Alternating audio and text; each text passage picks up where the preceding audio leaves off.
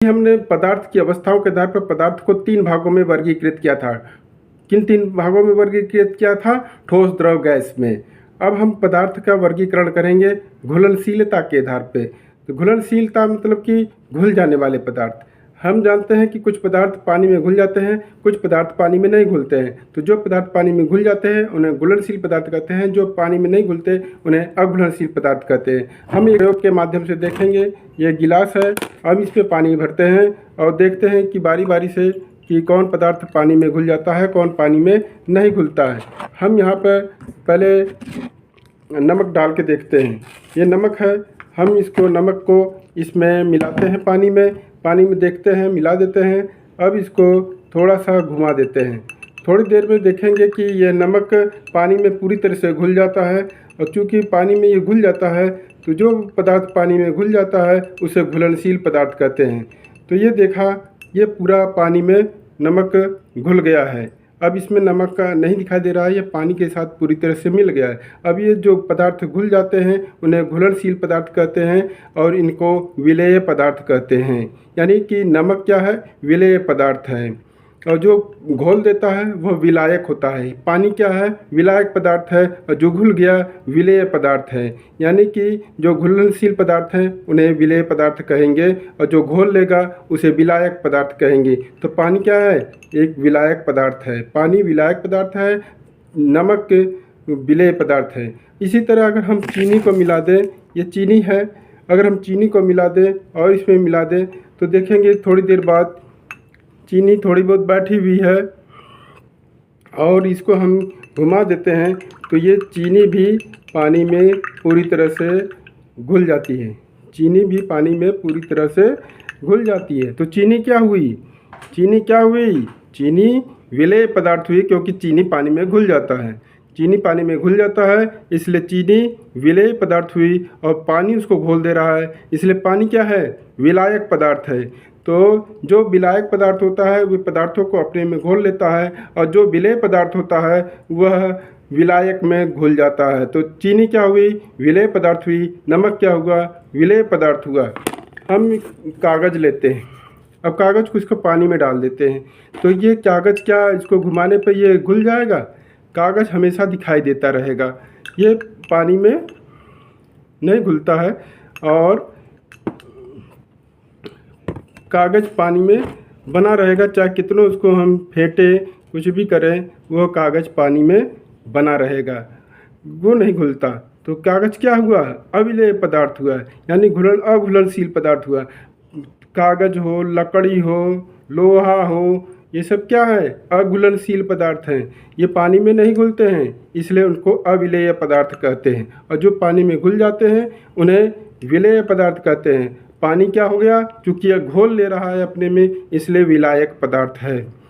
तो अब इस तरह से बच्चों आपने जाना कि घुलनशीलता के आधार पर पदार्थ 2 प्रकार के होते हैं, घुलनशील पदार्थ, अघुलनशील पदार्थ, विलेय पदार्थ, अविलेय पदार्थ। तो घुलनशीलता के आधार पर 2 भागों में वर्गीकृत किया जा सकता है, विलेय और अविलेय पदार्थ। तो विलेय पदार्थ कौन है? नमक, चीनी जैसे लोग जो पानी में घुल जाते हैं। कागज़, लकड़ी, लोहा इत्यादि धातुएं पानी में नहीं घुलती हैं, इसलिए वे अविलेय पदार्थ हैं। अब मेरे ख्याल से आप लोग विलेय अविलेय को आसानी से समझ गए होंगे। अब हम आते हैं जल के सापेक्ष भारी के आधार पर।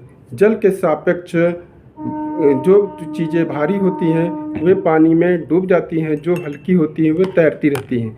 हम देखते हैं ये प्लास्टिक का कागज़ है और ये पानी है, इसमें डाल देते हैं तो ये तैरता रहता है, ये तैर रहा है। ये कागज़, ये प्लास्टिक तैर रहा है, तो क्या हुआ? ये पानी के सापेक्ष हल्का पदार्थ है। तो जल के सापेक्ष जो पदार्थ हल्के होते हैं उनको हल्का पदार्थ कहते हैं, और जो भारी होते हैं उन्हें क्या कहेंगे? उन्हें भारी पदार्थ कहते हैं।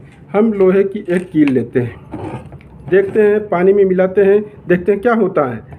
पानी में मिलाते हैं तो ये देखते हैं कि पानी में डूब गया, पानी में डूब गया है, और पानी में डूबने की वजह से इसको कहेंगे भारी। तो जो पानी में डूब जाते हैं उन्हें भारी पदार्थ कहते हैं, जो पानी में नहीं डूबते हैं उन्हें हल्का पदार्थ कहते हैं। तो आप इसी तरह से लकड़ी डालिए, अगर तैर रहा है तो लकड़ी हल्की पदार्थ है, और अगर लकड़ी डूब जा रही तो लकड़ी भारी पदार्थ हो गई। इसी तो जल के सापेक्ष भारीपन के आधार पे हम कहेंगे कि पदार्थ दो तरह के होते हैं, हल्के पदार्थ और भारी पदार्थ। पदार्थों का वर्गीकरण पारदर्शिता के आधार पर। पारदर्शिता यानी कि जो पदार्थ, वे पदार्थ जिनके आर पार हम देख सकें वे पारदर्शी कहलाते हैं। जैसे ये कांच है, कांच आर पार देख लेते हैं, कांच के आर पार अगर हम देख लेते हैं तो यह पारदर्शी पदार्थ हैं। और जैसे ये चश्मा है, चश्मा के आर पार हम देख लेते हैं, इस तरह से ये क्या है, पारदर्शी पदार्थ है। ये चश्मा के, देखिए हमारी उंगली दिखाई दे रही है, पारदर्शी है इसीलिए हमारी उंगली दिखाई दे रही है, अगर अपारदर्शी होता तो हमारी उंगली न दिखाई देती। तो पारदर्शी पदार्थ वे हैं जिनके आर पार आँख के द्वारा देखा जा सके, उन्हें पारदर्शी पदार्थ कहते हैं। और जिन्हें नहीं देखा जा सकता उन्हें क्या कहते हैं, उन्हें अपारदर्शी पदार्थ कहते हैं।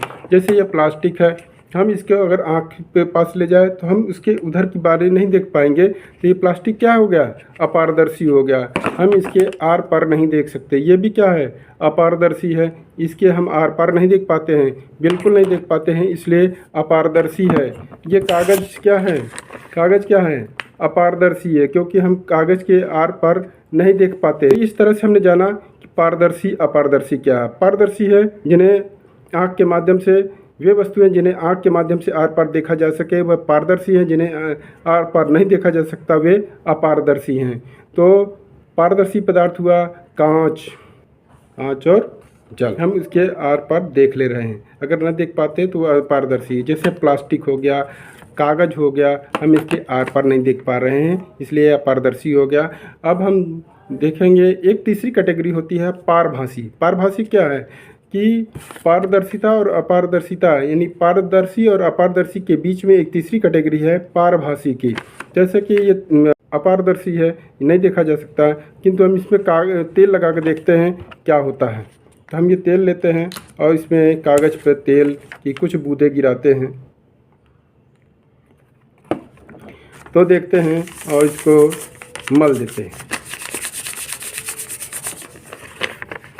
तो आप देख पा रहे होंगे कि इधर कुछ लिखे हुए थे अब दिखाई देने लगे हैं, यानी कि अब कुछ कुछ हम देख पा रहे हैं और हमारी उंगली भी अब आपको आसानी से दिखाई दे रही है। इसके पहले ये उंगली न दिखाई देती, जैसे कि ये कागज़ है, ये हमारी उंगली नहीं दिखाई दे रही और इसमें साफ साफ दिखाई दे रही है मेरी उंगली। तो ये क्या हो गया, पारभासी। ये क्या हो गया, पारभासी, यानी तेल लगा कागज़ पारभासी पदार्थ है।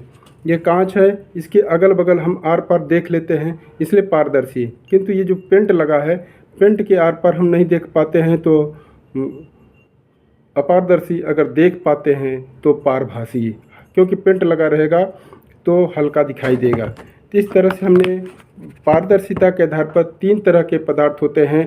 पारदर्शी पदार्थ जिन्हें आर पार देखा जा सकता है, अपारदर्शी पदार्थ जिन्हें आर पार नहीं देखा जा सकता है, पारभासी पदार्थ वे पदार्थ जिनके आर पार आंशिक रूप से या कमज़ोर रूप से देखा जा सकता है।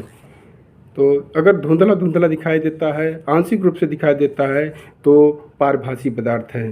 तो वे पदार्थ जिन्हें आर पार आसानी से देखा जा सके पारदर्शी पदार्थ है, जिनके आर पार नहीं देखा जा सके वे अपारदर्शी पदार्थ है, और जिनके हल्का हल्का धुंधला धुंधला या आंशिक रूप से दिखाई देता है तो वो पारभासी पदार्थ है।